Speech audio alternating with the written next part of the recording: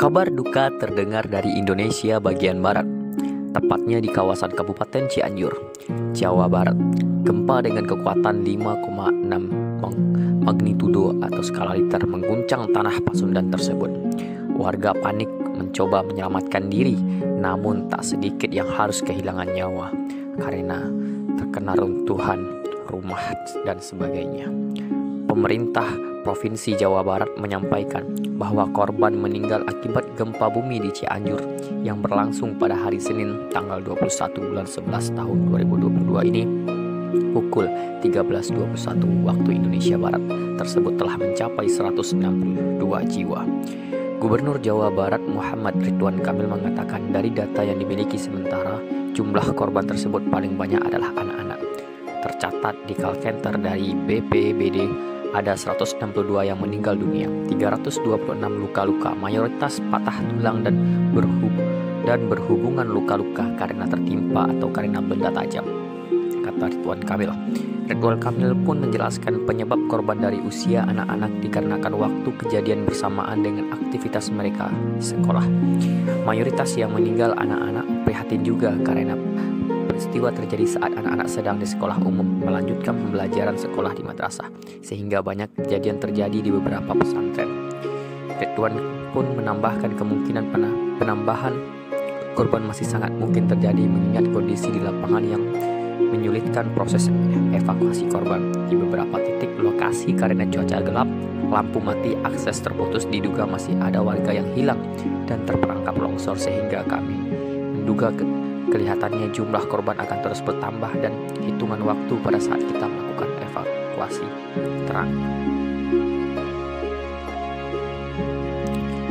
Kemudian, di satu sisi, tanpa berpikir panjang, Wakil Ketua KPK Nawawi Pamalonggo langsung bergegas menuruni anak tangga dari lantai 15 menuju keluar gedung KPK di Kuningan, Jakarta Selatan. Rasa lelahnya tak terhiraukan, ia keluar gedung setelah merasakan getaran gempa 5,6 skala Richter yang berpusat di wilayah Cianjur. Lantai 15 tangga lumayan terasa banget dibanding sebelumnya. Nawawi pun menghimbau kepada seluruh pegawai KPK untuk sementara waktu tidak masuk ke area gedung. Sebaiknya untuk sementara kita mencegah, kita paling tidak menjaga hal yang tidak diinginkan. Mungkin ada susulan atau sebaiknya untuk mencari tempat yang aman. Nawawi menyebut pihak masih akan menunggu informasi tidak adanya gempa susulan sebelum meminta pegawai kembali naik ke gedung sampai kondisinya memastikan bahwa tidak ada gempa susulan. Getaran gempa bumi ini juga terasa kuat saat rapat dengan pendapat RDP Komisi 5 DPR RI dengan Badan Meteorologi, Klimatologi dan Geofisika atau BMKG, Badan SAR Nasional Basarnas dan Badan Nasional Penanggulangan Bencana BNPB. Saat gempa terjadi tidak ada kepanikan atau peserta berlarian, namun justru muncul dialog yang menggelitik antara Wakil Ketua Komisi 5 DPR Robert Rowe dengan Kepala BMKG Dwi Korita Karnawati. Peningkatan SDM dan pelengkapan Basarnas gempa ini BMKG bikin gempa ini, kata Robert saat memimpin rapat merasakan getaran gempa.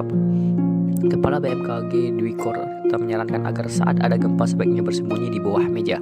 Mohon maaf kalau ada gempa bersembunyi di bawah meja saja, sarannya.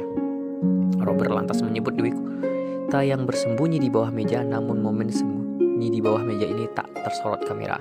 Ini harus ikut BMKG. Iya, Kepala Basarnas pun belum ikut BMKG, sudah langsung masuk meja, ucap Robert.